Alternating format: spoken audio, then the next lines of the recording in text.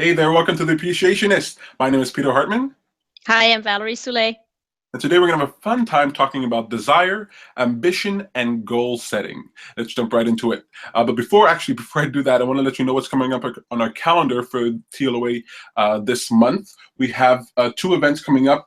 Earth Day, Sam is doing a walk for Earth Day, April 22nd. So that's Samantha, Barley.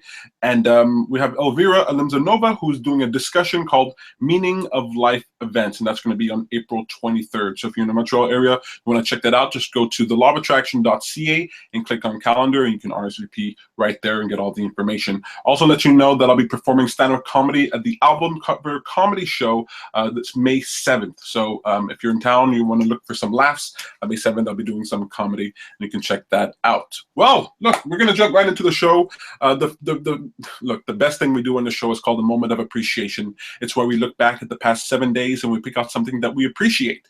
It could be something good that happened, that's easy to appreciate, or it could be something that wasn't so great, but that we can see the value in today. Because the more we exercise our appreciation muscles, the better we'll get at it. So I think this show is a really good excuse to do that. I've got some moments of appreciation. Val, do you have one you want to share?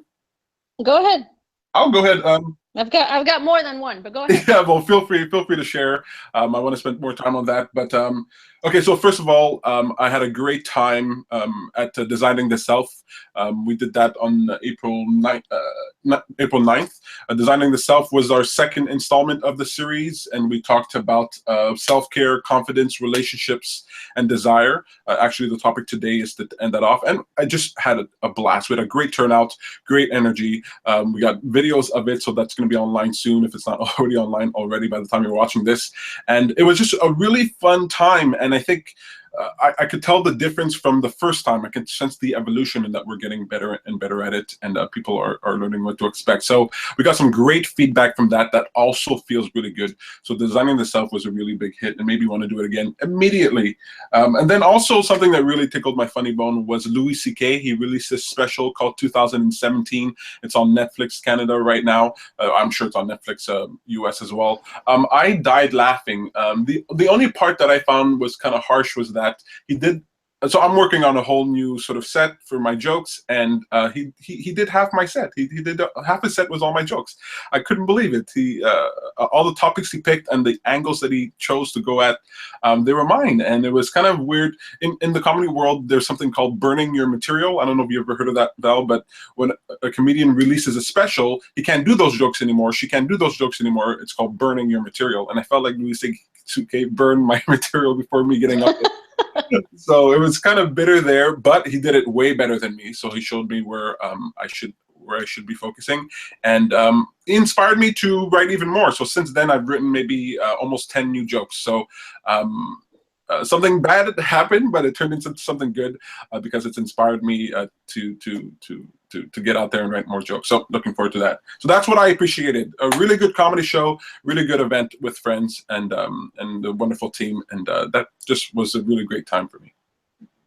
Well, it tells you also that you're obviously connected to what's going on, and you know, if you and he are thinking about the same things to come up with, so obviously, you know, somehow you're connected to the same stream somewhere. Yeah, exactly. I learned this week that's called parallel thinking. It was actually pretty interesting. So yeah, I like it when that happens. I like it when, well, look, I'll tell you, I didn't like it when I was first hearing the jokes. 15 minutes into his new set, I was really struggling to appreciate. You know, I wasn't in a good place, and even Sam was watching with me, going, "Hey, those are your jokes," and I was like, "Yeah, those are my jokes." It didn't feel good, but look. Just to know that I'm on the track, the mental track of Louis C.K. I feel yeah. Like place. Yeah. That's major. And we've been having good weather, so I mean that's always something to appreciate. Okay, my moments of appreciation. Please. I spent a good part of the afternoon on Thursday with Sam, and I had the best time. I mean, we hadn't seen each other, just the two of us, in a long time, and we just walked on the waterfront and everything. The weather was nice. The conversation was amazing. We shared a lot, and it was great. I felt so good about it. I was just so appreciative of that time spent together, really quality time. So really a high point of my week. And then I went and helped a friend who wanted to move furniture around in her living room because she's not good at it. She doesn't know how, to place the furniture so that you feel good with it or whatever. And I said, really? Okay, so I love that. So let me see what we can do. So we had thought about it a couple of weeks before. And so she basically did it all at 6:30 in the morning before I got there. But we still, fine-tuned it a bit. And it's like she's living. It feels so different. I'm so happy because I'm visualizing being in her living room. It feels so good. So it's really proud of the two of us for going like, okay, how does that feel? How does that feel? Try this, try that. And the energy of the place, it's amazing. I really like how that feels when you sort of rearrange your home, and the more you do it, the more drastic the change, the more it feels like you're in a new space. It's really cool how that works. Yeah. It's mind blowing, really. I felt like she had moved into a new place. The space was totally different, and all of the things around her, see them, and you can feel the energy and why they're there, and so it's very nice. I think that's actually a pretty good point to make. Maybe some a suggestion we can give to people to just sort of rearrange your space or rearrange your home. And it might not need it, but if you're looking to change a frame of mind, I know it's what I do. I'll throw out anything that can be thrown out, and I'll rearrange things, and it makes me feel good inside. Like it's a cool exercise that I feel has some practical, real life sort of benefits to it. Yes. Yeah. So you got multiple moments of appreciation. Yes. Well, that's it. Those two are the big ones, definitely. Yeah. Good, excellent, wonderful, and there's no more digging out cars out of snow and anything like that. So nope. Hopefully. Anyway, I was going to talk about the weather, but I think here in Montreal in Canada, we often talk about the weather because it changes so much. Awesome. Well, those are great moments of appreciation. If you want, thank you so much for sharing that with me, with us, Val. If you have a moment of appreciation out there, you want to share it on the show, come on to the show. You can come on with your webcam and microphone and share it with us. Or if you're a little shy or something, you can write us a message and we'll read it on the air. You can just go to theappreciationist.com and write a comment there, or go to facebook.com/theappreciationist and you can write a comment there. Today's topic is desire, ambition, and goal setting, which is a fun conversation to have, especially in the world of self-help. When you think of like goal setting, sometimes I think, is goal setting the same thing as desire? We set goals for things that we don't necessarily desire, but things that need to be done. When I think of desire, I think of, well, the word desire comes from the idea that it comes from the stars, that you're wishing to the stars, that what you're coming for comes from the stars. Desidere, from sidere, the stars. And so when I think of desire, I don't really think about it as wishing to the universe. I don't really think about it as wishing it out there. I feel like it's more sort of a goal that my soul sets, that my heart sets. When you think of desire versus goal setting, are those the same to you, Val, or do you see them as different, or not really? I think they're born in the same place. We just put them in different boxes for some reason. Goal setting, when you think of a goal, it's more grounded, it's more practical, it's almost tangible. When you think of a desire, I think it's more of a feeling. It's more of a, as you were saying, like in the stars, wishing to the stars, or but I think they're born in the same place. It's just it's something inside of you that some inspiration, some momentum that is created, or that's pushing you or pulling you towards something. I like that. I like that pulling idea, because when I think of desire, I think about it as, to me, desire is the urge to expand, the urge to connect with the expand itself. So as you're living life, as you're experiencing life, you're having experiences. You're experiencing the friction of your environment, the friction between positive and negative, meaning the friction between what we like and what we don't like, what we prefer and what we don't prefer. And as we experience that, we launch into our future experience an amplified and enhanced version of now. A version of now that incorporates that which you prefer. And to me, your desire is this urge to experience that expanded version of yourself, this urge to sort of, I don't want to say complete you, because it's not completing you, but you're growing. It's this feeling of becoming more. And I think a desire can be, like you mentioned, intangible. I think it can be tangible. But I often try to sort of think of my desires as more as like a playful excuse to get out of bed, as opposed to a reason for being. And when I think of goal setting, I think of that as sort of it's all practical. It's all more immediate than anything else. It's all about getting things done, as opposed to something that makes me feel good. And I wish some people could would not see their desires as goals. You know what I mean? Like, not to tie in your desires with goals, but let desires sort of be that breath that you breathe, that sort of feeling of curiosity, of wanting to move forward, of feeling energetic. And when it comes to goal setting, I want people to treat that as sort of clinical, like what needs to be done, and let me get this done, and let me check that off my list so that I can move forward in this tangible way. When you encourage people to connect with their life, as a life coach, you encourage people to sort of pursue their passions, but also to develop themselves. Do you try and separate how they're feeling from their goals, or do you want their goals to feel to them like desire feels to them, like this fun-loving, pulling you, inspiring over motivation type thing? Well, I think it's one, and then I don't even want to think in terms of like one after the other, because sometimes you go, I would say you first go for the desire, because maybe it's not clear enough so that you can actually set goals yet. But once you're aware of what you like, what you don't like, what you wish for, so it's just experiencing that feeling first, and then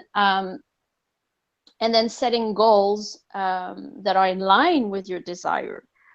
Because I think that's the point, and so you may have, so it looks like it's desire first and then goal setting second, but I think that you probably go from one, I think we all go from one to the other often, because if you're too much into your goals and oh, I haven't reached them yet, and where am I, and like if you're taking stock all the time, if you're evaluating where you're at, it may be discouraging. So going back to your desire, and then the fuel of it all, and what created the movement, then you remember why you're doing it, and then the movement can start again. I really like so that. I think it's not step one, step two. It's like you're going from step one, step two, so that you're going in the direction that feels the best and that accomplishes the most. I like that. It kind of sounds like desires, like it's the why behind the how. It's the Yes. why behind the what. You might set a goal, and you might think of a way to build your future. But if you don't have any feeling behind it, if you don't have any energy, if you don't have this sort of impetus to move forward that we call desire, then what point is a goal that you're not sort of being drawn to? I know I started late here. It's my fault. Had some technical issues. Do you have a couple of more minutes? Yeah, I'll take 5 minutes. Yeah. Okay, perfect. I just want to talk about ambition. I wanted to ask you, would you consider yourself to be an ambitious person? I asked you that. I'll tell you first, because I don't consider myself to be ambitious. I do have some goals and some desires that are lofty, but I don't feel the need at all to achieve them. Would you consider yourself to be an ambitious person or not? I never thought of myself that way. I still don't. I consider myself a dreamer, somebody who's got dreams, and yeah, I've got things that I like to experience, and that. But I never. First of all, I think I think of ambition in the context of work, more specifically. So I remember when I used to work in an office and everything, I had friends of mine, they were ambitious. I could tell they wanted to go up the ladder of, management and all that kind of stuff. And for me, it was like, no, you know what, like this job is fine for me for now. I don't think I want more trouble or more responsibilities or so. And it's the same thing. For example, if I'm not super competitive, if I'm playing games, the fun of it for me is just to play. I don't care about the results. I think it's just one way of me getting away from pressure, honestly. But no, honestly, I don't feel that I'm ambitious, but I do have desires and dreams, and like I think a lot of people.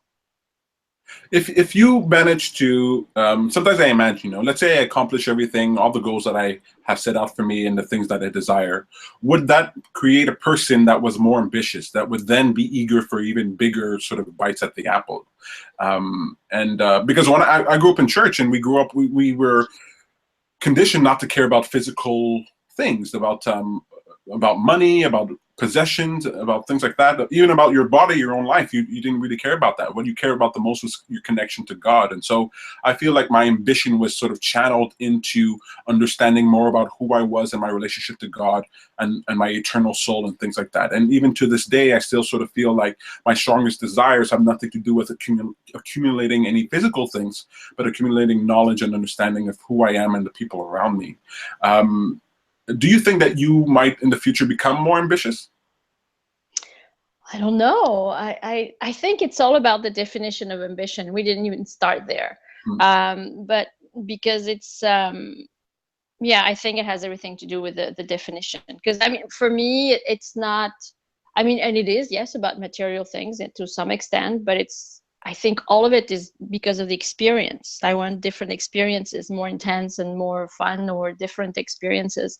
And again, I think that that's what it is. I believe this is what is behind everybody's ambition or desires or dreams. But again, I think it's what is the definition of ambition? Is it really in the context of material things or work, or is it about anything? I really love that. Well, look, I was going to say that's a wonderful place for us to leave it. It's also a wonderful place for us to pick up the conversation another time. I really love that word that you're using, experience, because really at the heart of everything, what we're really wanting to do when we're talking about desire, goals, ambition, is to experience life. And we experience it based on our own standards, hopefully. And hopefully we're aware enough to create our own standards. But experience really is behind it all. And I like the word experience because it doesn't mean good experiences. It doesn't mean bad experience. It just means being, with all that it brings. And so I really love that. Yeah, I'll have to agree with that wholeheartedly, that when it comes to ambition or developing your desire or goal setting, what you're really seeking for is experience. And as long as you keep that in focus, you're going to find an easier time with dealing with all three of these things. I had a great time dealing with you here today, Val. Thank you so much for your patience. Well, thank you. Same here. Take care for now. Okay, bye-bye. Bye. So for those of you who are with me, I changed the format of the show. We started off with just a few updates about TLOA. So if you're wanting to know what's happening with us, what kind of meetings we're thinking about, what's on the calendar, that's when that will be said. And then we move straight into moments of appreciation. Then we talk about the topic of the show. Gives us more time to talk about that. But at the end here, I just want to give you sort of a weekly boost. I want to give you a weekly encouragement for what's going on as the days go on. Wednesday is hump day. It's one of the reasons I decided to do the Appreciationist on Wednesday, because it's that sort of kick during the week that I felt I needed when I worked 9 to 5 in order to sort of push me forward. Wednesday always seemed like the longest day. Monday, I'm recovering from the weekend. It's not so bad. It's a little rough, not so bad. Tuesday, it's a little heavy, but your week is still just beginning. Thursday, it's almost over. Friday, it's basically the weekend, and then you're off to the races Saturday and Sunday. But Wednesday was like the longest day. Wednesday was this day where I just sat down. I was smack dab in the middle of what I didn't want to be doing, where I didn't want to be, what I did not desire, and here I was. And so the Appreciationist is meant to sort of encourage you, give you a little kick, a little boost during the week in order to help you to move forward. And I wanted to talk to you a little bit about the attitude in which I want you to experience experience your life, and more specifically, to experience your job. You might be at a job, you might be listening to this at during office hours or something like that. I remember during office hours, I listened to a lot of things like this. And you're trying to think about what can I do? How can I move forward? What goals should I set for myself? How ambitious is too ambitious? Where should my desires go? And I want to give you a little bit of perspective in terms of the attitude in which I want you to approach your job. And what I'm really talking about is quitting your job, right? What I really want, I believe that you do the world a great disservice when you don't pursue your own ambitions, when you don't pursue your desires. I believe that for many reasons, we decide to sort of go the tame route, go along with the way the world is, and we do so because we think we're being responsible. right? But I think it's the most irresponsible thing to do, to be responsible in a world that's irresponsible. When you think about the foods that we eat, when you think about the conditions of work, when you think about the life that we lead, you must come to the realization that I do, that something is a little off. And when we choose to acquiesce to the standard that exists today, then we validate that standard and make it so for the generations that come after us. I believe we have a type of responsibility. I believe we have a duty to pursue our desires and our ambitions to whatever degree. But does that mean I want you to go into your job tomorrow and quit? No, of course not. I did that.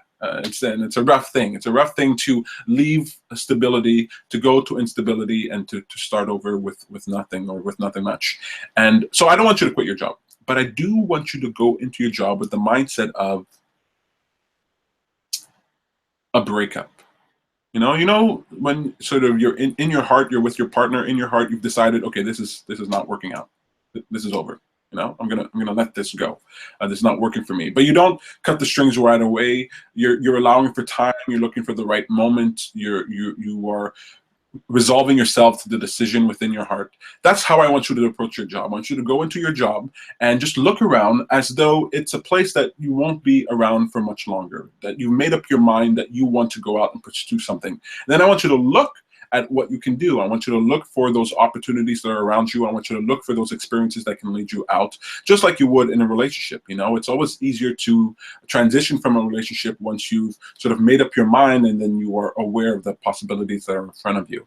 And so go into your job as though you're treating it like a breakup, and look around at that space. And I did this, and I did something like this. When I gave my 2 weeks notice at my job, something very interesting happened. For those 2 weeks that I was at work, suddenly work was fine.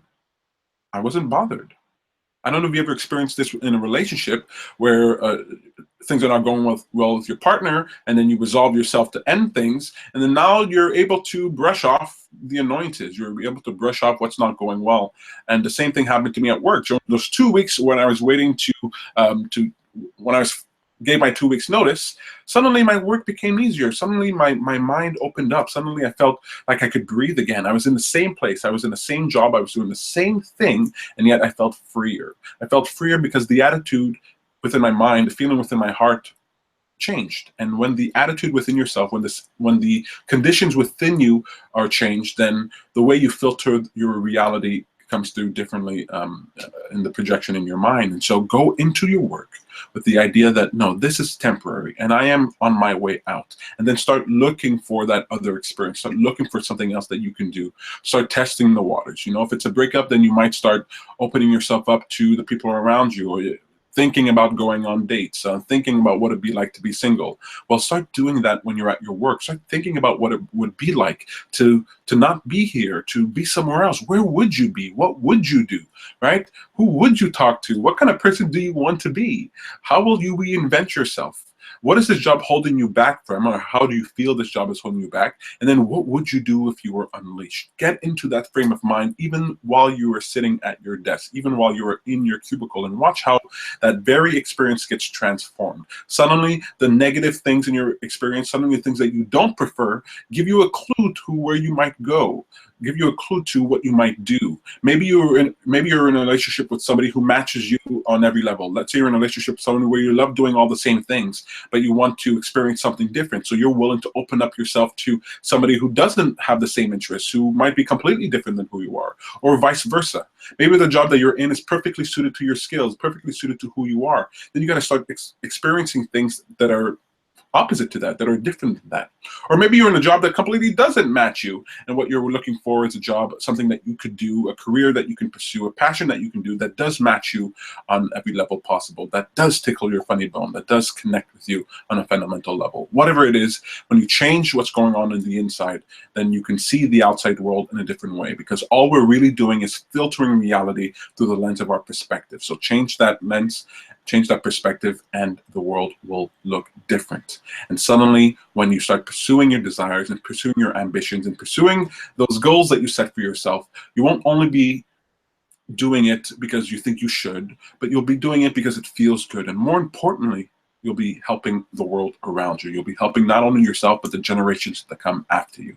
I really do believe we have a responsibility to pursue our desires. There are smart ways to do it. And I think a beginning step to that is to ask yourself, what could be? and then prepare yourself for that. I want to thank you so much for watching the show. This has been the Appreciationist. Tune in next Wednesday for another exciting episode. See you guys.